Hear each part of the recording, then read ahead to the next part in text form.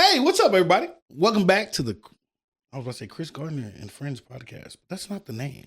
It's called Over Their Heads. It's called the Over Their Heads podcast, and we're actually going to keep that. I'm happy that you're here because that's what we do, is we stay real because we real. I'm back again as your host, also with my co-host, Alexandria K. Hi. That's it. That's the best you can. You haven't seen them in a week, and only thing you can say is hi. Yeah, because I thought we do the intro on this camera.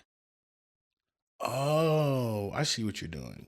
So I just was like, I thought the intro went on the big camera, and then once we started talking, we were looking at our camera. No, I'm talking to my camera at first, and then it pans out. Is that correct?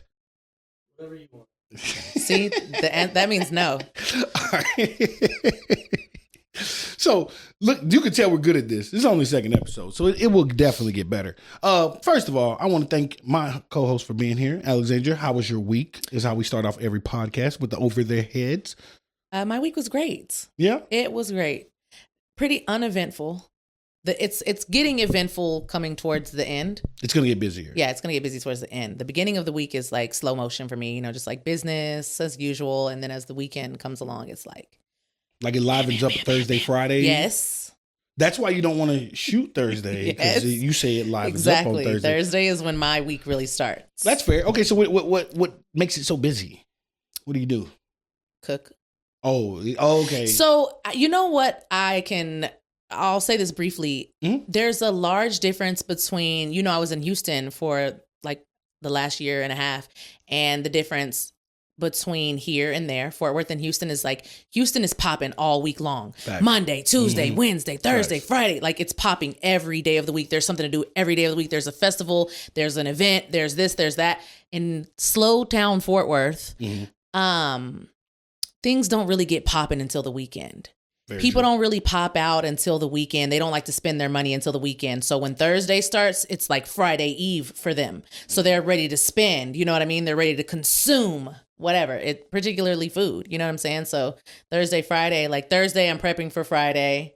And then Friday, like I'm going all in. We got to wait for our check to hit. Exactly. That's what it is. That's exactly what it is. 100%. I didn't want to say that. I can't buy it on Monday. Exactly. When I didn't had a good weekend. But you know what I mean?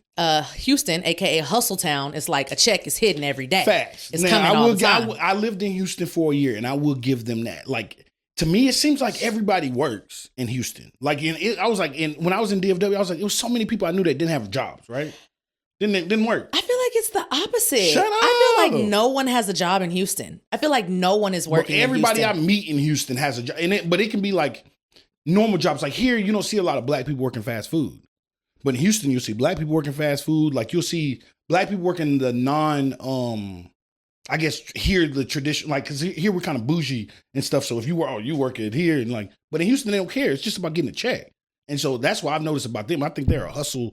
When you it said is Hustle Town. That's sure, what it's called. But for sure, the reason why I say I feel like nobody works is because everybody has a business. Yeah, and so like really all the people, and maybe that's just because that's what I was doing in Houston, running a business. So the people that work are at the business. And so the people who own the businesses are kind of like doing their thing throughout the day. And then you go to your business at nighttime, like in the evening when it starts getting busy. But there's a lot of entrepreneurs. There are a lot of people in tech though. Tech, oil, gas, insurance. Like it's a lot of black people that do a lot of things there. But then people have like podcasts. They're doing like OnlyFans. They're rappers. They're videographers. Like they influencers. There's a lot of that. So there's like in the daytime, there's a lot going on. Houston has a grind for sure. Right. Like that's where some of the biggest comedians from the Texas comes from, and it's because of the environment they're in. Biggest artists though. I mean, Beyonce's from Houston. Exactly right. Travis Scott and all these other guys. You know what I'm saying? Yeah, because Houston has this. I don't know, some about this work ethic. They're like, hey man, let's bust our ass to get it. And I think here in the DFW, it's more of it's a glamour show. It's like if you look like you have it, that's good enough. Well, Houston is really big on support. They really Facts. support each Facts. other there. I used to tell people all the time, I would try to convince people from Fort Worth to come to Houston. And I would be like, man, you could post up on the corner with a tent and some cotton candy somebody and get gonna on pull up. Instagram and be like, hey, we out here selling cotton candy. And you'll sell out. You know what I'm saying? By the end of the day on like anything. So it's a lot of people supporting one another. I feel like here it's kind of like a lot of like. It's competition. It's We compete naturally. Right. But that's also why youth sports is a big deal here. Okay. And when I was in Houston, youth sports was a deal. But it wasn't like here where this is like we compete in everything. But I think that's why DFW is the number one market as far as and this is a thing, you can look at this. We're the number one sports business city in America. Really? Yeah, because we're so competitive. Like so sports thrives in DFW because everybody wants to be better than the other person. We want to be. I mean, it is what it is. It creates that support thing because you throw a show here and it's like, oh, I want to throw a show. You know, instead of saying, yo, let's everybody go to his show and then everybody come to my show. That's exactly how it is in Houston, right? Sure. But I also think that comes from that college aspect. I don't believe, and I don't know the statistics on this, but I don't believe that there's many college educated people here or even people that have gone to college. There's like 5 major colleges in Houston or around Houston. And so in college, you kind of have to come together and work on projects and fraternities and sororities. And those people graduate college, they stay in that community, and then they continue that support. That's my line brother's business. That's my line sister's business. That's my but in particular, classmates' business. There's a lot of HBCUs in the Houston area. In Dallas, you have one. Right. You know what I mean? Paul Quinn. But the rest of them, Houston has Texas Southern. They have Prairie View. You know what I mean? It's U of H, Rice. We'll call U of H HBCU because it might as well be. It's right there. Right. You know what I'm saying? So everything is like right there as far as becoming a middle class African American community. Like we don't really have that as much. I mean, you can go to Crowley and you kind of see that, but it's not to the level that Houston has it. Even the white people support Black-owned businesses in Houston. Because when I was running the Oyster Hut, white people came, Mexican people came, Black people came. It wasn't just Black people. It was majority Black people, but everybody came. And then you see them like patronaging other businesses. I don't know. I feel like the white people in Houston were very friendly. Well, because Houston is the most diverse city. Okay. So there's a reason. It's like you have to be like Houston. I was in Fulshire for a little bit. I was in Houston mainland, and then I was in Fulshire, which is Katy. Okay. For a little bit, and I can tell you, he was with the white folks. But it's not. You would think that you go to Katy, you will knock on this door, it's a white person. You knock on this door, it's a Mexican. You knock on this door, it's an Indian person. You knock on this door, it's a Black person. Like it was no one. Oh, this is who lives here in Houston because we found out through Halloween, through trick or treating. You know, you trick or treat. So every door you knock on, it's an accent.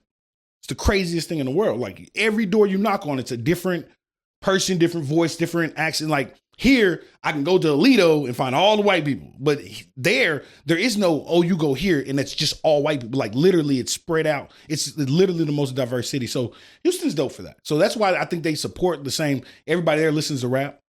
It's not like here where these people listen to country. They listen to their local rappers. Yeah, that's what they support their local rappers are as much as the part of the community as anything. And here we push our rappers away. We act like we don't get know that them. riffraff out of here. We act like we don't know our own rappers. Right. But in Houston, bro, Paul Wall be at everything. Slim Thug will be at everything. Like Bun B will be at everything. That's a weird thing that people do here in general. It's not just the rappers. So when I was working in clubs in Fort Worth, people would see me in the clubs and talk to me or whatever, but when they would see me outside, they would act like they didn't know me. And I probably spent a year working in Fort Worth clubs. The last decade was in Dallas. But when I would see people in the club in Dallas and then see them in the club in, just see them out in public, they would speak to me. They would be very friendly. To this day, I can go to Dallas and people are going to be like, oh, hey, I know you. But out here, people are going to like walk right past me. So I don't know what that is. I think it's just a Fort Worth thing. I don't know. No, it's weird. I don't say that. I think it's because DFW. I mean, Dallas is getting better at supporting. That's how they got that new Dallas wave that's got going.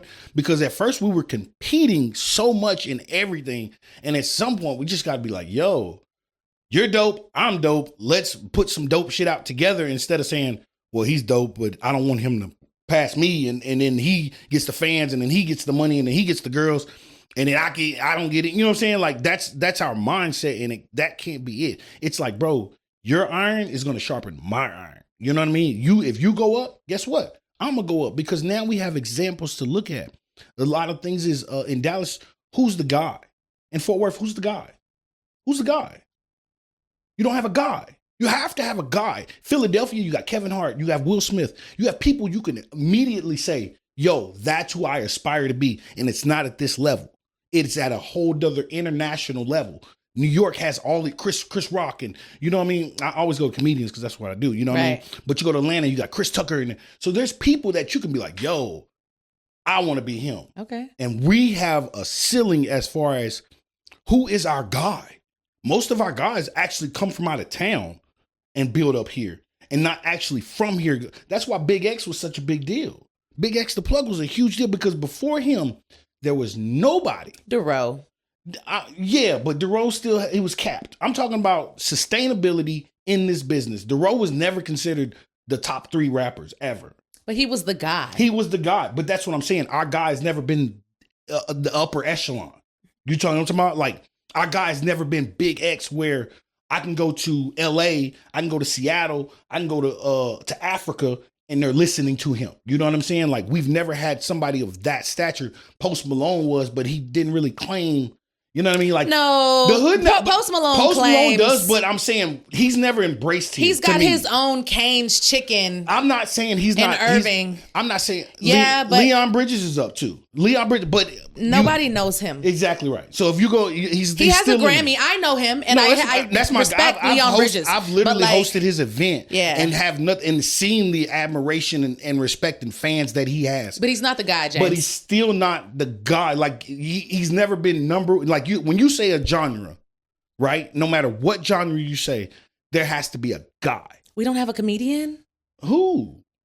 Right. We don't. Who's the guy? We don't have a Beyonce. We don't have a Beyonce. You have a Post Malone, but like I said, it's not the same because he's not embraced the same. Big X is the closest thing we have, and that's why he is such a cherished thing because we've never had something like that. We've never had somebody everybody looks up to around the world, and he comes home here. You see what I'm saying? Like we this is new to us. Jonathan Majors went to Duncanville, right? But he's not the guy, and he had his thing. You know what I mean? He's coming back, and I'm happy that he's with a black woman now. You see what I'm saying? But he's still, you're not embraced by everybody. Tylen Wallace. My point. Who? You know who? You know Tylen Wallace? See, yes. I don't know. What does he do? He plays football. He's in the NFL. Okay, but he's not. Is he the best player on the team? Well, he's from Fort Worth and he made it to the NFL. See, but he plays. That's our limit. That's our limit. Oh, he made it to the NFL. But whenever he's not a first ballot Hall of Famer. He's a 10th. Myles Garrett. Now, if you want to go football, you can't say Myles Garrett because he's from Arlington. He's considered the best player. Deion Sanders. He's not from here. He's from Florida. Okay, but he's the guy. Yeah, he played for the Cowboys, like but, Coach Prime. But I'm saying like from here. But no, you're right. You're right. On the way up, yo, this is the guy. Myles Garrett, who's considered the best DN in football, leads the NFL in sacks, first ballot Hall of Famer. This is somebody football players from around here. I'm going to be the guy. I want you to be. I'm going to be the guy. Fort Worth needs a guy. I'm going to be the guy. Fort Worth needs a guy. It's going to be me. I'm going to be the guy. I hope so. I'm praying for it. Okay. I don't pray, but I'm praying for it. But seriously, so that's just one of my things. So I think that'll help if everybody just becomes more supportive in the fact, like, because like I've even started doing this. I comment and like on every single comedian's post that I see. I like it because I know we need the support. I know we need it. I don't care if it's not funny to me. I don't care whatever, bro. I'm going to support you. I may not put the ha ha ha emojis under it if it's not funny, but I'm going to still support it. Okay. You're saying just like, okay, I get it. We don't have a guy. I get it. We don't have a guy, but I mean, I feel like a lot of people know Half Pint, like in the US. I don't know if they know Half Pint is he considered the greatest director of all time? No. That's what I'm talking about, the greatest. You're right. We need greatness. We need a great. We need a great. Alexandria the Great. Alexandria the Great. Give me one. We need one. Yeah, and if we get one, like Fort Worth will skyrocket. Taylor Sheridan, actually. Shout out Taylor Sheridan. You know Taylor Sheridan? No. Have anything to do with the hotel? Okay. Here we go. Okay, so shout out to Taylor Sheridan. Taylor Sheridan's probably, I guess, for Fort Worth. If you go Fort Worth, he wrote Landman, 1883 or whatever, 1823, 1923, 18 whatever. He wrote Yellowstone. Okay. Creator of Yellowstone, which was the biggest show. He's actually creating a studio here in Fort Worth that will be huge. It will change. Because Dr. Phil was actually tried to do it, but then Dr. Phil's stuff went bankrupt for whatever reason. It was called like 15th Street or 16th Street Media or something like that, and that went bankrupt. And now Taylor Sheridan is building he's partnering with TCC to start teaching classes.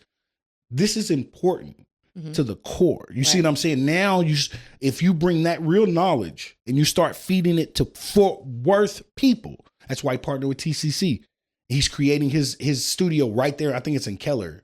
Is it Keller? It's you know like where it is? in an Amazon warehouse or something like that, isn't it? Or No, it's its own thing. It's a studio. Okay. You see what I'm saying? Like where they're going to be able to shoot movies and real movies and real TV shows here in Fort Worth. Where's Matthew McConaughey from?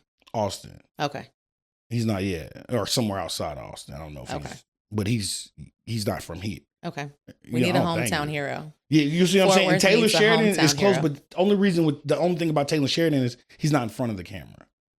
He's the greatest. Like low key, if you know, YK. Yeah, okay, exactly right. But I mean, put it this way: he's probably the most famous person in Fort Worth as far as entertainment wise. Okay. Because right. I don't think I'm far off by saying this.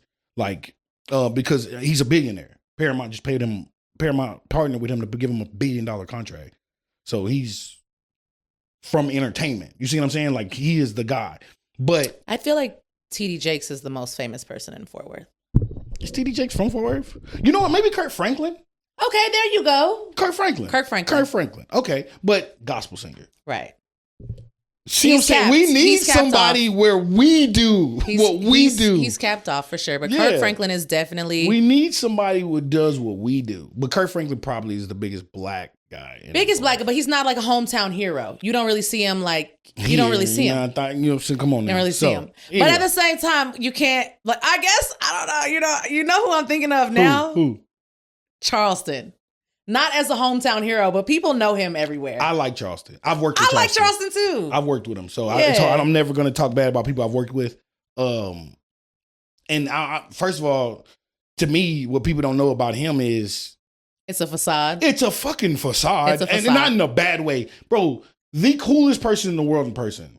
Bro, he's funny. He's relaxed. He's just a chill dude. I was going to say pretty quiet. But when you put the camera in front of him, he turns into Charleston White. Mm-hmm. But...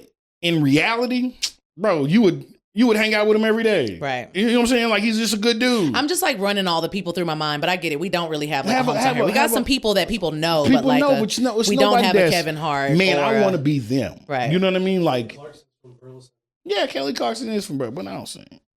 And she's Selena Gomez is from Grapevine. Yeah, I mean, that's what there's people. I'm not saying there's nobody. Selena Gomez actually had a crib in Montserrat. That's like one of the neighborhoods that I've never been inside of Montserrat. Like is that in Fort Worth? I want to get in there. Yes. She said, I don't like the way you said that. I want to get in there. No, because it's just like it's Mira Vista on steroids. You know what I'm saying? It's on a golf course. You know what I'm saying? Like nice. Ain't nothing wrong with that. It's super official. All right, we're gonna change up because I like Fort Worth. That's our message to y'all. We're gonna get a lot of clips out of that. But really, I wanted to talk about. Let's change up the whole theme. Not the theme, maybe the energy of the podcast and talk about something funny and fun. What I want to do is start doing a fun fact. Because I mean, if we're an intellectual podcast, we got to teach somebody something. Right? Fun fact. So every podcast, we're going to do a segment called at least one fun fact. Alexandria, do you have at least one fun fact today? I have a fun fact about myself. The fun fact about myself is I like classical music.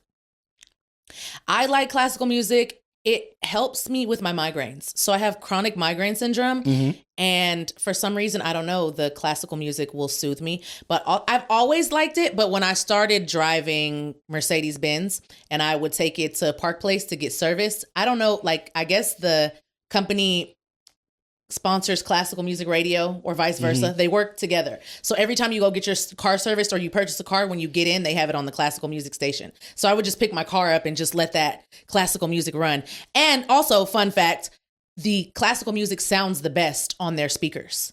Like you can listen to any type of music and it sounds cool, but turn classical music all the way up in a Mercedes and it's like you're sitting in Bass Hall listening to it or something. So yeah. You know what? I've listened to classical music since I was a kid. That's how I used to go to sleep. I've listened to, people thought I was weird. Not weird, but I've always been a thinker Right. or whatever. And so I would be in 4th, 5th grade listening to jazz Bach and you know what I mean? So all these, anyway, so I've right now I can show you scores. I have playlists of classical music. That's Really? I absolutely. But see, we were learning classical music in elementary school as well, like literally Joseph Haydn symphony, like yeah, see, I was learning it, but then I actually liked it, embraced it. and like so my I've been to symphonies. I've gone to plenty of orchestras. One of my favorite things to do is actually go watch Candlelight. Have you ever seen the Candlelight? Yes, and I would love to do that. They did At the museum? I've done it. I've done 3 of them. Okay. I did there was a 80s one. Okay. Or not, it was like, oh no, it was a 90s hip hop, like early hip hop. There was a Drake one. That was my favorite I one. wanted to go to the Drake one. My I saw the Drake one. Hey, they thought, hey, bro, I'm in there singing like Drake in there. You know what I'm saying? Bro, that was my favorite concert. So Drake one, and they did another, like, I think it was maybe a Prince type theme one. Okay. So it's an awesome event. It's great. It's only an hour long. It's $30 a ticket. It's not bad. It's fun. It's cheap. You get a drink. You know me, I'm gonna get a drink before I go. And so we just went and we had a great time. So I love it. But then also classical music helps with kids. So this is something I heard was You listen to it in the womb? yeah, you put it like, so I used to make I used to put it next to the phone next to her stomach, Right. so that the classical music would soothe them as they grow. Right. And so that way when they're born, our kids now like classical music. It's just an appreciation for a beautiful style of music that I don't think we appreciate. Now, to me, some of the best violinists are black people. If you ever seen, I actually played I love a black the violinist. viola in elementary school. I played the viola for a little while. I can't play it today. Played the viola, played the piano, the flute. You Didn't look like stick you with played it. the flute. Just a little bit. You look like you played the flute. Well, not even the flute, the recorder. Like we all did that. That was like a I lesson. thought you said the flute though. Yeah, you're right. But we called it a flute. It was a recorder, whatever. Yes. Okay. Shit wasn't no fucking instrument. So what is your fun fact? Okay. My fun fact, and I have a beef with this species. Not beef. It's just a fascination, I should say. Octopuses. Okay. Okay. Octopuses have 3 hearts. Why? I don't know why they have 3 hearts. That blew my mind. But when they're swimming, they only use one of them, and that's why they walk.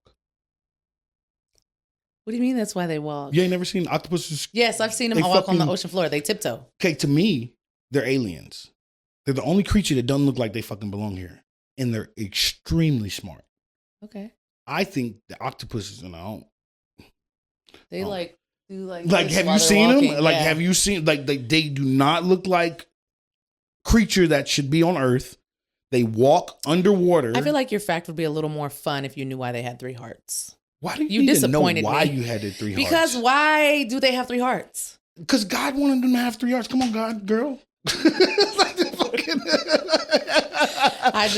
There's a function for each heart.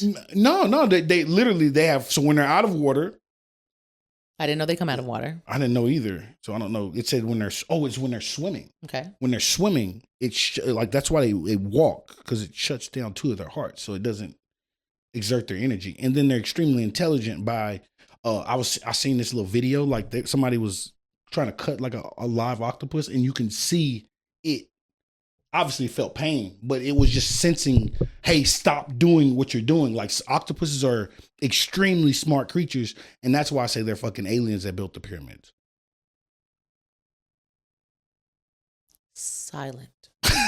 No, I don't think they built the pyramids, silent. but I do think they're aliens. I think they're extremely unique creatures. They like, have you touched an octopus? You're talking like, Where the fuck have you been that you've touched an octopus? you don't fucking travel? You don't go to art? I travel, but where the fuck have you been that you touched an octopus? At the what's the name?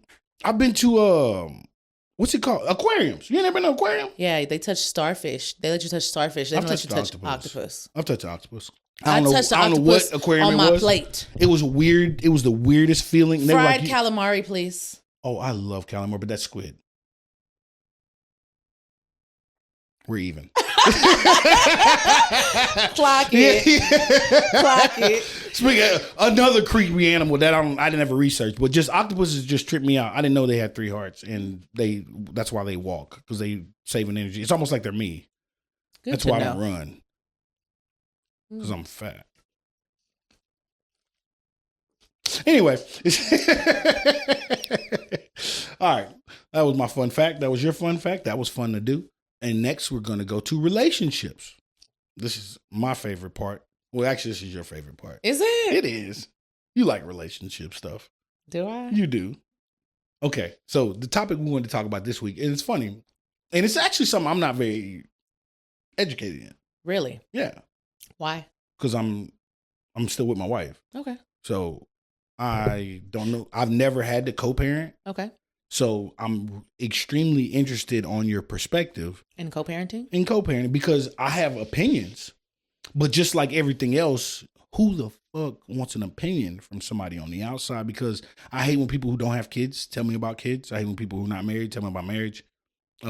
Shut up with your hypothetical advice. Yeah, marriage is one thing I really don't speak on because I have no if you've experience never with been- marriage. If you've never I been don't married, speak on please it. God, shut the fuck up.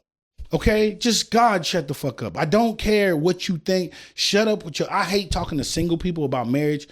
Bro, they are full of fucking cliches. It's all cliche after cliche after cliche. Like, oh, well, you don't do this. And if y'all just talked and the communication is the key. Shut up. That's the key is shutting up. Okay? Because relationships and especially marriage ain't this easy thing that people try to make it to be. Bro, it's just, hey, man, if you just communicate with your wife, everything will be... Nah, because sometimes you don't want to talk to that motherfucker. Sometimes I don't want to hear what you got to say. Where do I come in with my human and feelings and emotions and then be like, yo, no, I don't want to hear this.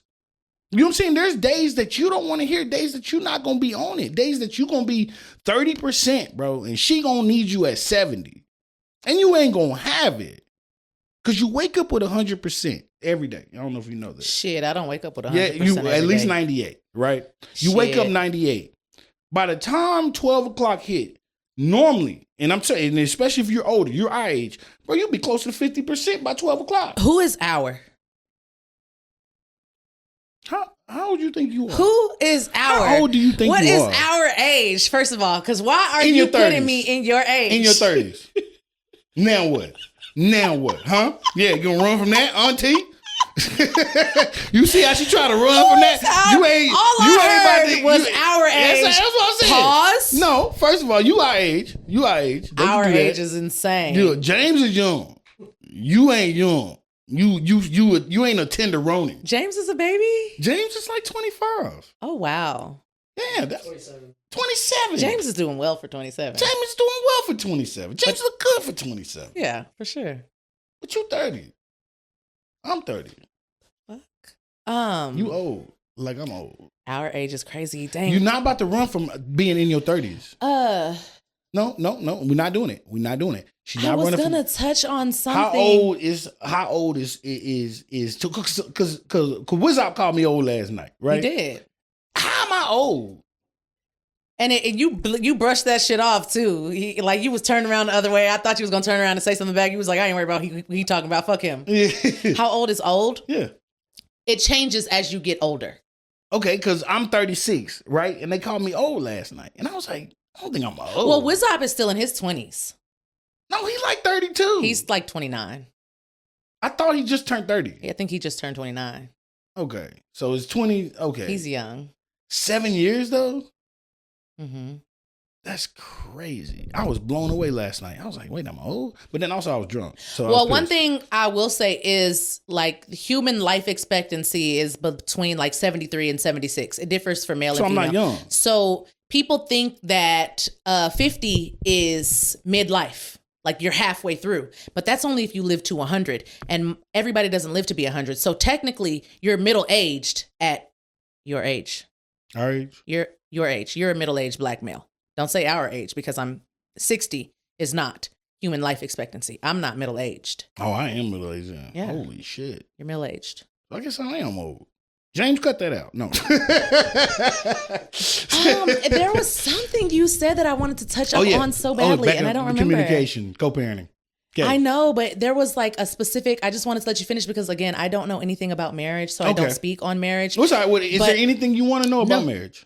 Is there anything I want to know about marriage? Oh, I remember what it was. There we I go. did ask a lady one time, Mama P. She's been married for a long time, Mm-hmm. and I said, "What what is the key to being married for so long?" And she said, you got to give a little shit and take a little shit.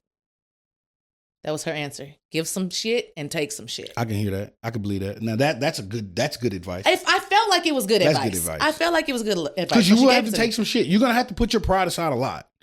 Like a lot. And you're like, wait, nah, ain't nobody about to talk to me like this. And then your reality hits and you're like, I guess they are gonna talk to me like this. Because you know what I mean? You just have to like I feel like I would just want to marry someone that I'm really good friends with first. it doesn't matter. It doesn't matter. You get can live tired with of your people. brother, right? Your sister or whatever. Do you have a sibling? I couldn't live with my sister. Okay, but I'm just saying, because your best friend moved in your house, right? Okay. It would be great for it first. Right. Even your best friend after a while, you'd be like, hey, this bitch always here. She always she dirty. She don't never change the dishes. Like you will always eventually find things to complain about. Right. Like there's nothing my kids. God damn, y'all always here. I love them to death. Like, but every time I'm goddamn do this, y'all right here. Like it's a human being. You're naturally going to find problems with another human being. Okay, so you're saying that marriage is harder than what people expect or what they believe it to be. And I believe that that's true. I feel like co-parenting is not as hard as people make it. Okay, why you say that? It's just not. I think co-parenting takes a very high level of emotional intelligence. So just like people have IQ, which is just regular intelligence, you have EQ, which is your emotional intelligence. If you have a low EQ, then co-parenting is not going to go well. Communication is key in co-parenting. Maybe not marriage, but it's key in co-parenting. No, but it's just, man, I don't know. I think people go into co-parenting like so bitter and so angry. But when you can just say like, okay, we had this child together, it didn't work out. We need to do everything that is in the best interest of the child. Take your personal feelings out about how you feel about each other, about how you feel about the other person's girlfriend, boyfriend, or whatever, and just work for the better interest of the child. You know what I'm saying? Like me and the father of my kids are like, we work and live in separate lives, but everything that we are building is for the children, you know? And it's like, we will work together on building something if it means putting our children in a better position in the future. So I think that people are more concerned about what he's doing or what she's doing or what they have going on in their life. And in all actuality, you need to be concerned about the well-being of the child and the child's future. How are we going to pay for this college? What high school are they going to go to? You know what I mean? Like we can even come together. We don't have that much money. You give $150 and I give $150. We put that together for Christmas and we buy the kids Christmas. If you believe in Christmas, if you're into that, but co-parenting, I don't think it's as hard as like I don't talk bad about, you know what I'm saying, the father to other men, to other people. I don't get on social media and say, hey, you know, my kid's dad did this and y'all tag in with me and talk about how men aren't shit. Like that's so lame. Okay, but it sounds like from your perspective is that they're actually good in providing fathers. Yes, but there were times where they weren't able to provide. You know what I'm saying? Okay. In life, there's ups and downs. You're not always going to be up and you're not always going to be down. I don't care who you are. Yeah, facts. And so there were times where they may not have been able to, you know what I'm saying, come through with something. But like I said, it's emotional. Regardless if you're a good provider or not, you can't, unless the person is just like a complete POS, then fine. But he can't provide financially, then maybe he can provide emotionally or pick the child up from school or take the child to school. Just show up. It doesn't always have to be financial. Just show up. You know what I mean? That's true. Okay, so what about the situations that, I mean, because obviously your situation doesn't sound like that, but there are toxic situations where I got a homeboy myself, and I'm not going to say his name, but obviously, I'd say his story. He has a daughter with a lady, obviously, and she has a boyfriend, and him and the boyfriend beef. Why?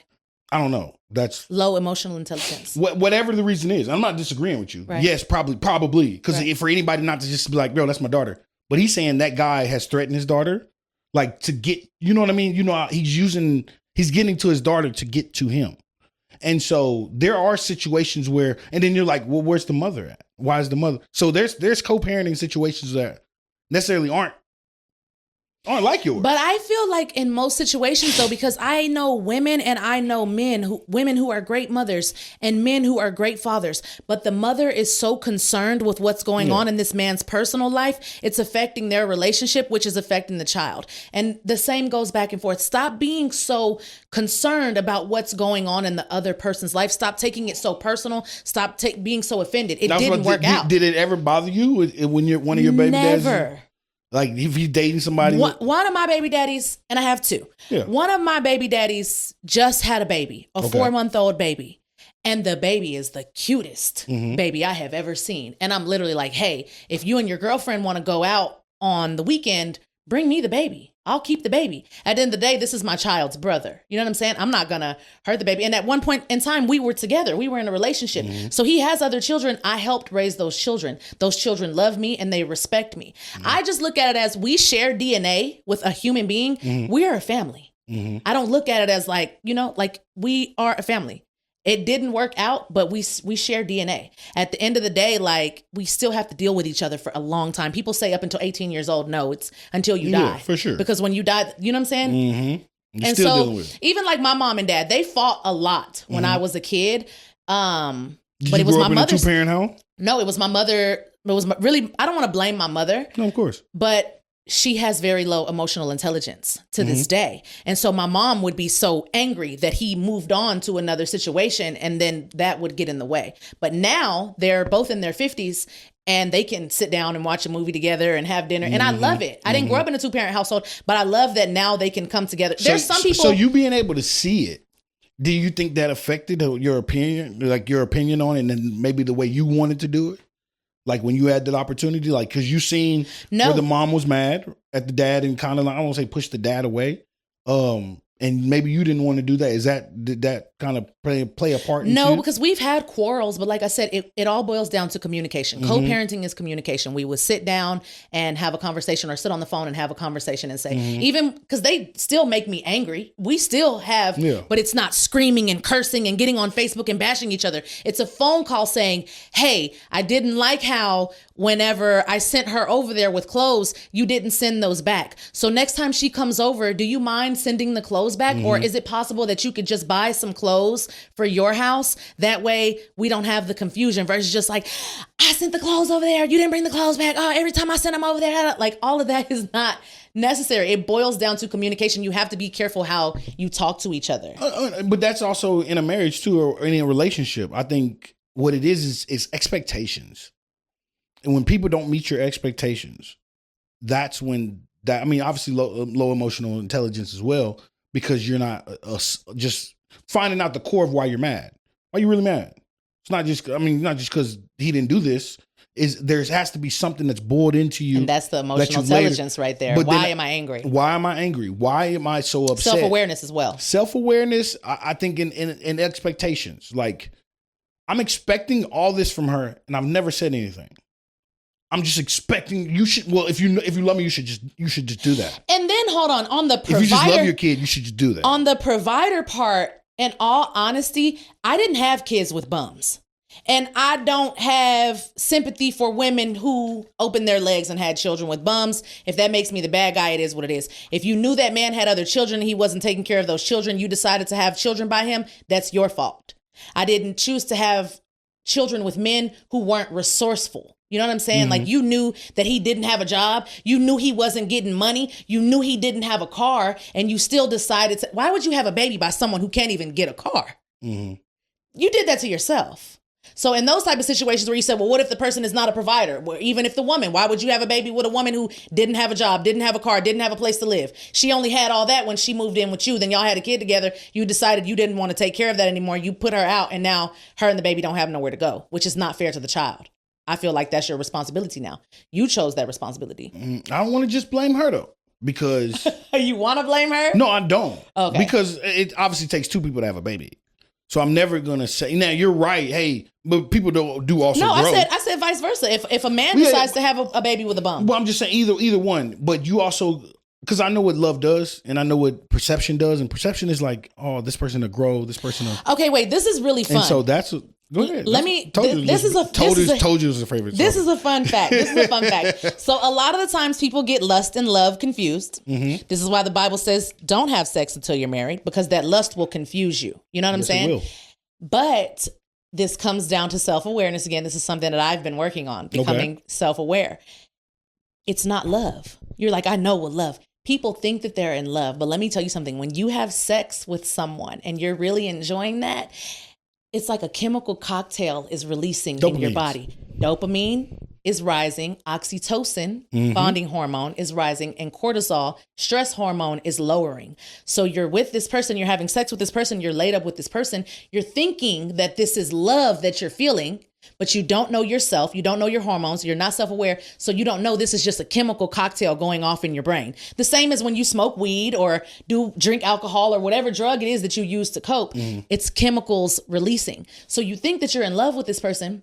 You're not compatible with this person. You don't love this person at all. You're just having this chemical cocktail inside of your body that's making you think that you're in love. And then you have a baby with this person and you're like, oh, I don't love them. I don't like them. I didn't know them. It's your hormones and your biology that made you, your chemistry, basically, that had you confused thinking that you love. And I want to say that because I don't think we know what love is at the time that we're doing it anyway.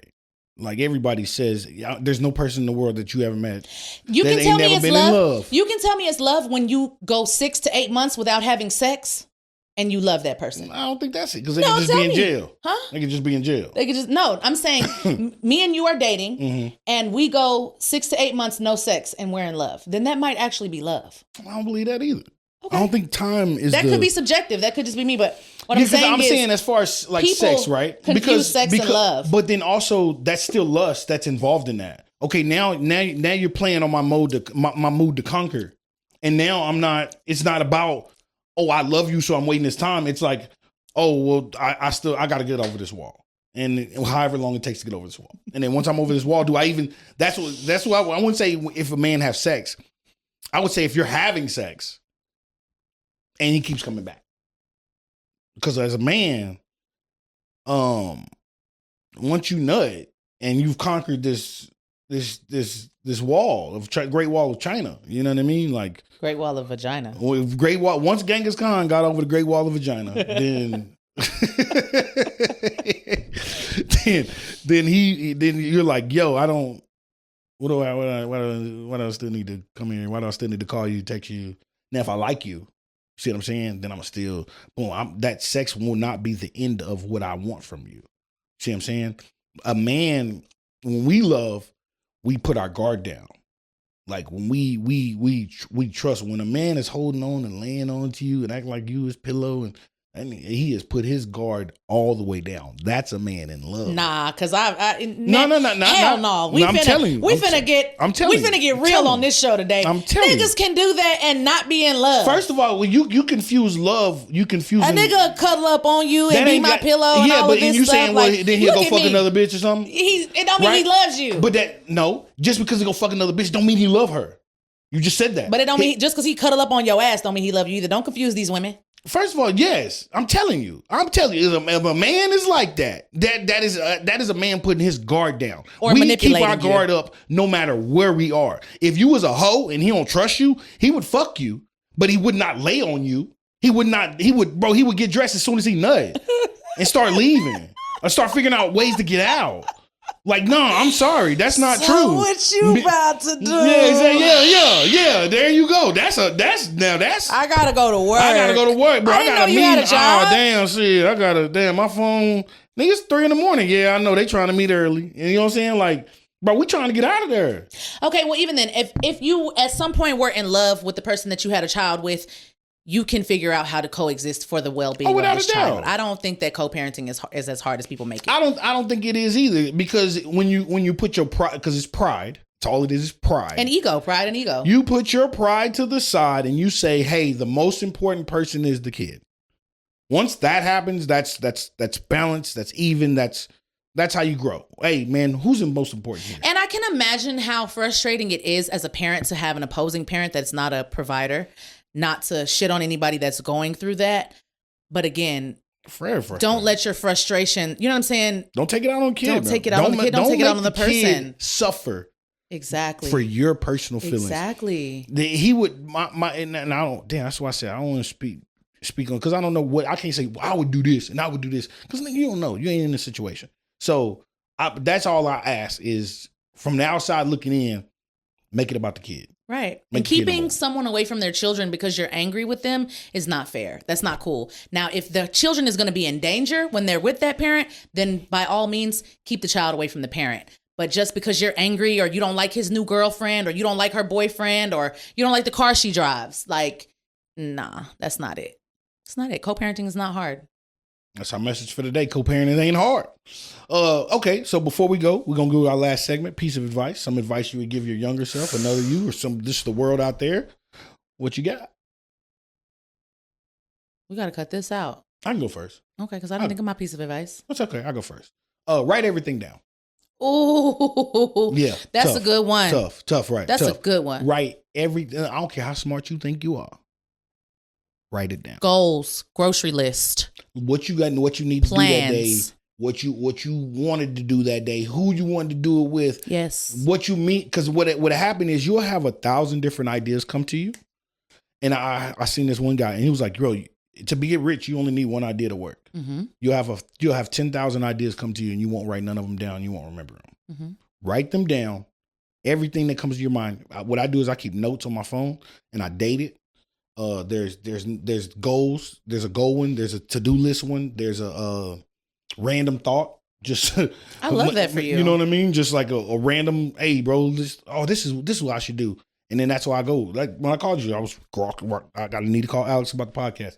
Literally everything I think of, I try to write it down. Now I just started doing this, and it's changed because when you get real busy, you think you got it, bro. You think you like, bro, I can remember that. Or I have this great joke, and I have this great premise, and I'm like, oh, that'd be funny. And then you don't write it down, and then you'll be 5 minutes later like, wait, what? Dang, man. And then you won't ever think about it again. Write it down. That's my piece of advice. That's really good. I started writing my goals down probably like at 22.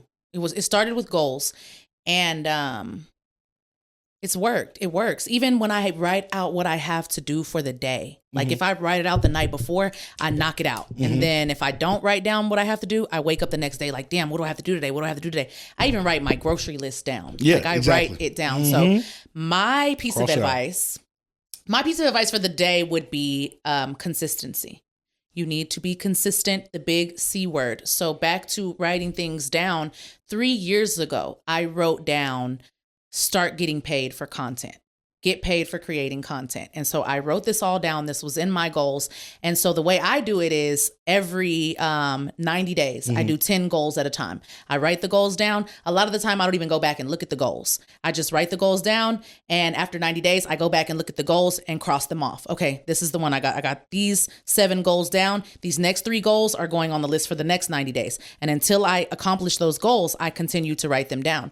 Well, get paid for content was on my goal list 3 years ago. And I have consistently been working towards getting paid for my content for the last 3 years. And I should have been more specific, because when you write the goals down, you should be specific. Get paid thousands of dollars to create Have content. a certain number, yeah, for right. sure. Because I started to get paid for content, but it would be like $20, $30, $40, $50 or whatever.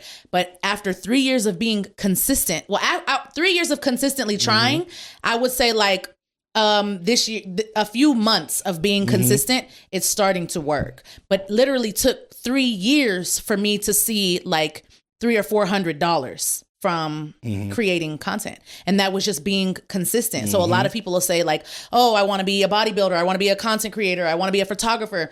I'm glad you looked at me when you said bodybuilder.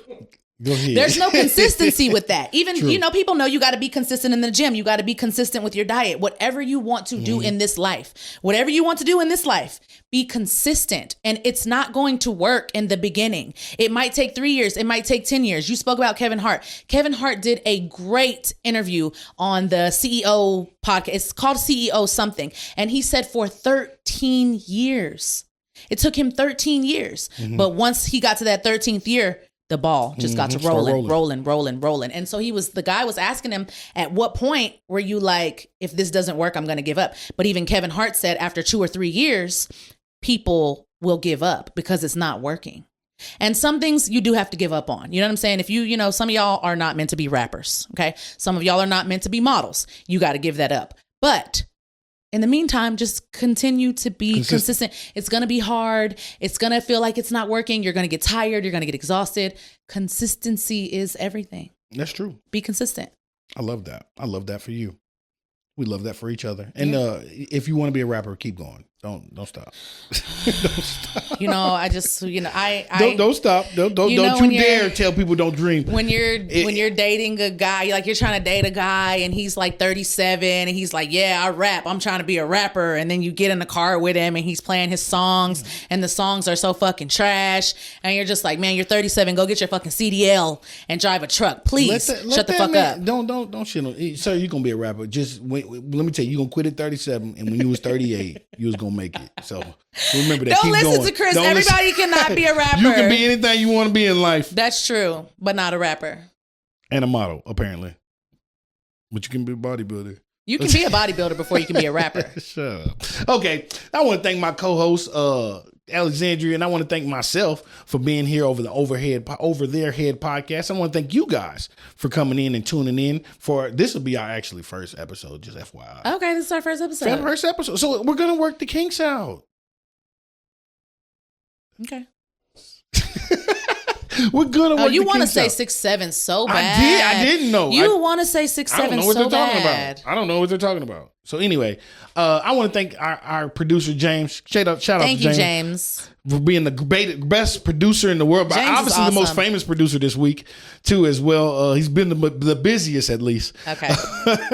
And so I want to give a shout out to Vans Jams. We are brought to you by Vans Jams. Some of the greatest jam you're gonna ever get. It's unbelievable. It's actually made in home here in Aledo. So make sure you get some of Vans Jams. So I want to thank my co-host again, Alexandria. I want to thank y'all. Make sure you tune in, follow, subscribe to the podcast, share, let everybody know we're going to be dropping clips all the time. Make sure you follow all the pages. I want to thank you so much.